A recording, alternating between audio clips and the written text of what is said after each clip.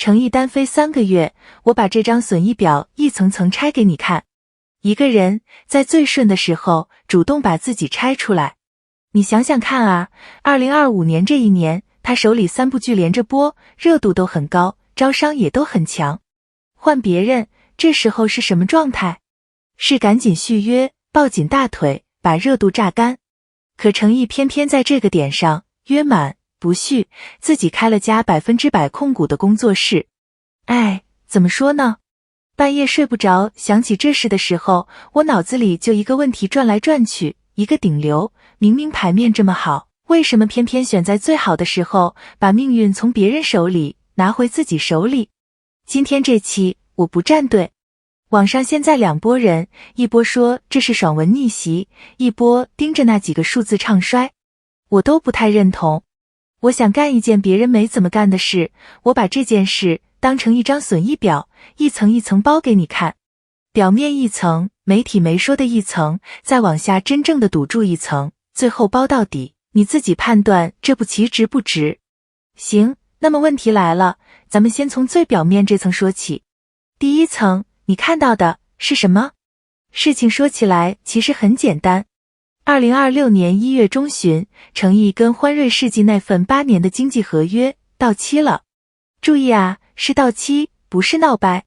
双方没撕，没放狠话，公章从欢瑞公司章换成了工作室专属章，8年的合作就这么体面的画了个句号。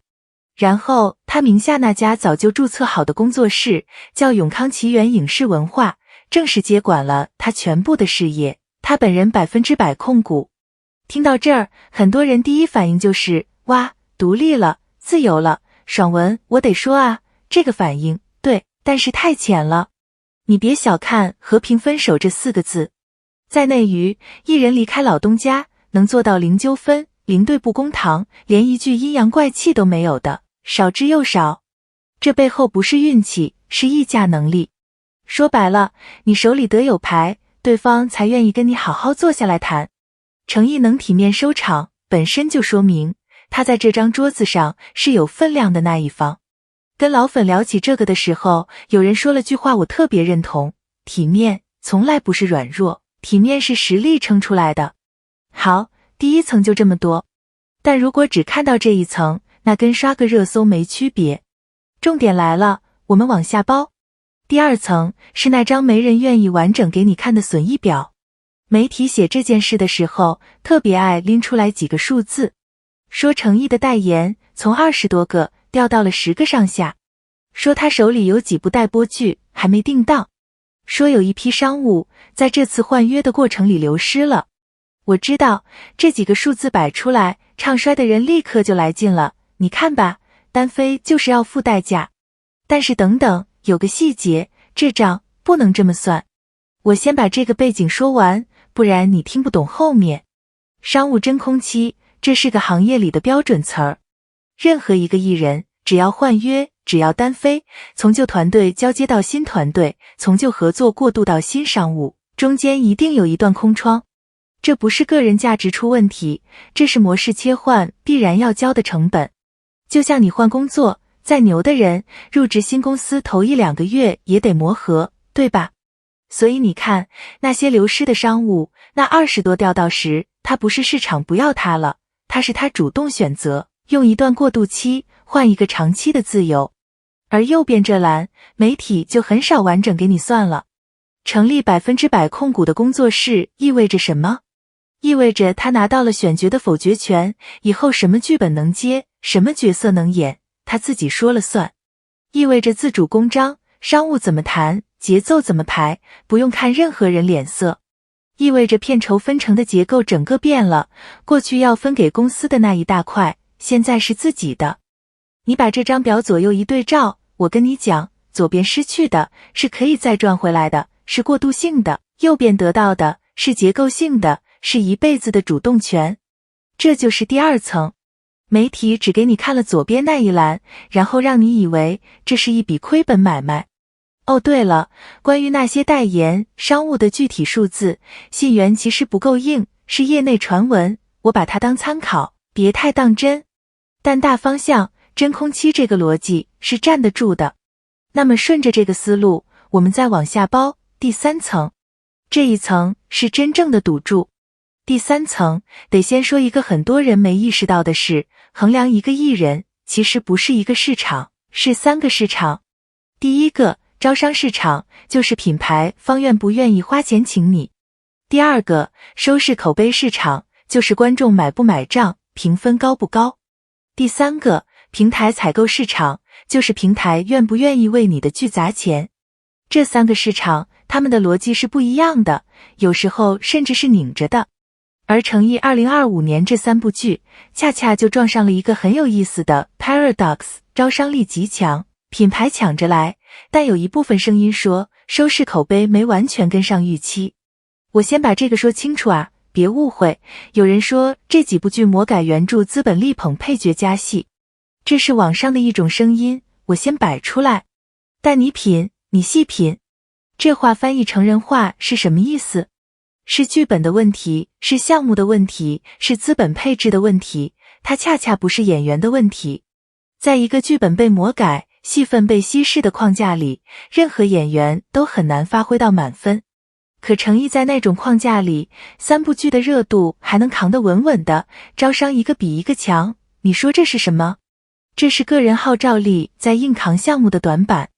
懂行的都知道，这种情况从来不是一个演员能左右的。那这跟单飞有什么关系？关系大了。平台采购这2年正在发生一个大转向。过去是什么？迷信流量，谁粉丝多，谁热度高，就买谁。现在呢，平台越来越往实际导向走，我不光看你热闹，我看你能不能真的把剧带起来，能不能让我回本。这个转向里，谁赢谁输？只靠流量，没有作品支撑的，会慢慢被挤出去，而真正有扛剧能力、有招商号召力的实力派，会越来越值钱。诚意站哪一边，其实不用我多说。而他这个时候选择独立，把选角否决权拿到手，本质上就是在赌这个趋势。他赌的是，当平台越来越看实际，那一个能自己把控剧本质量，不再被烂项目拖累的演员，价值只会越来越高。这就是围棋里那句话，弃子是为了将军。他眼下放掉的那点商务，那点短期热度，是弃子，他要的是后面整盘棋的主动权。说到前辈这个事儿，我得提一句，当年杨幂2015年自己出来单干，等一下，不对，我查一下，是2014年杨幂工作室。你看我这记性。还有赵丽颖前些年也走过自己独立的那条路，他们当年单飞，一开始也都有过这么一段被唱衰、被质疑的真空期。结果呢？时间往后拉，证明他们当年那个决定，恰恰是把事业天花板捅破的关键一步。这只是个人推测啊，历史不会简单重复。但那个底层逻辑，顶流在最强的时候选择自主，它是有迹可循的。好，第3层包完了，最后一层我们包到底，看看这一切到底意味着什么。第4层，其实在内娱，艺人独立大概分3种模式。第一种，全靠一家公司包办，从经济到商务到资源，全是公司说了算，艺人省心，但也不自由。第二种，叫分约合作，顶流把商务、影视、法务这些分别交给不同领域的专业团队，自己当那个总调度。第三种，完全自己的工作室，家族化、独立化，里里外外自己扛。诚意现在走的是第3种，最难的那种，但也是最自由的那种。这种模式的风险在哪？说实话，全压自己身上了，团队搭得好不好，专业度够不够，直接决定上线。机会又在哪？在于只要扛过这段，他就是真正意义上我的事业我做主的那种艺人。当然，这条路上还有个绳子没完全解开。业内传闻说，欢瑞手里还攥着萧晨这种待播剧，可能用播出收益来抵解约金，意味着未来1-2年，诚意跟旧东家还没法100%切干净。这个我得提醒一句，也是传闻，待核实。但你换个角度看，这恰恰是和平分手的代价。想体面，双方就都得让一步。他愿意用1-2年的时间，用一部剧的收益去换一个零纠纷、不撕破脸的干净收场。这不是被困，这是一个成熟的人算清了账之后做的选择。包到这儿，整张洋葱包完了。